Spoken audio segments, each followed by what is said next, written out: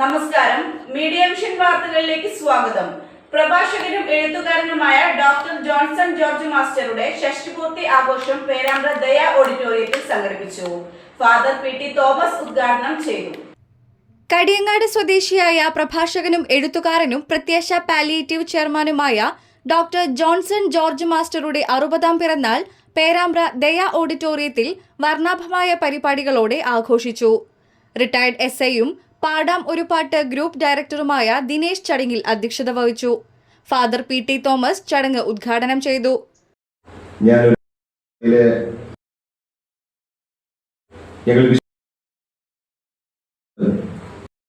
ഒരു വാക്യം രേഖപ്പെടുത്തി പറയുന്ന പ്രവാചകന്റെ 1-ാമത്തെ വാക്യം ഇങ്ങനെ ഉണ്ട്: കൂടെ. ഫാദർ സൈമൺ ജോർജ് അനുഗ്രഹ ഭാഷണം നടത്തി. Retired captain Mathew, havildar Vijesh Kumar, prison officer Rajeesh, SI Naushad VK, retired DO Sunil തുടങ്ങി നിരവധി വ്യക്തിത്വങ്ങളും ബന്ധുക്കളും വിദ്യാർത്ഥികളും സുഹൃത്തുക്കളും ആശംസകൾ അർപ്പിച്ചും മൊമന്റോ നൽകിയും സംസാരിച്ചു. തുടർന്ന് കലാപരിപാടികളും അരങ്ങേറി.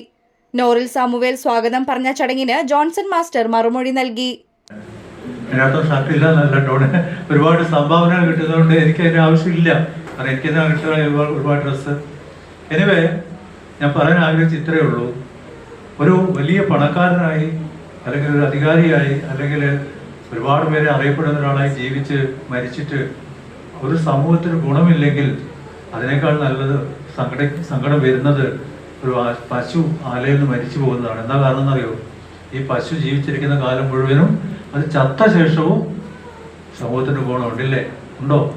പാല് തരുന്നു, തൈര് തരുന്നു, മോര് തരുന്നു, ചാണകം തരുന്നു. ചത്തുപോയാൽ അതിന്റെ തോല് നമ്മൾ ഉപയോഗിച്ച് തോലുൽപ്പന്നം ഉണ്ടാക്കുന്നു. പക്ഷേ ഈ ധനികനായ കോടീശ്വരനായ ഒരു മനുഷ്യൻ മരിച്ചു പോകുമ്പോൾ, അയാൾ ജീവിച്ചിരിക്കുമ്പോൾ ഈ ലോകത്തിന് ഒന്നും കൊടുത്തിട്ടില്ലെങ്കിൽ എൻ്റെ ഒരു കമ്പാരിസൺ, ആ പശുവാണ് ഇയാളെക്കാൾ സമൂഹത്തിന് നല്ലത്. അതുകൊണ്ട് ഒന്നിലും അഹങ്കരിക്കാതിരിക്കാനുള്ള മനസ്സ് പടച്ചതമ്പുരാൻ നമുക്ക് എല്ലാവർക്കും തരട്ടെ.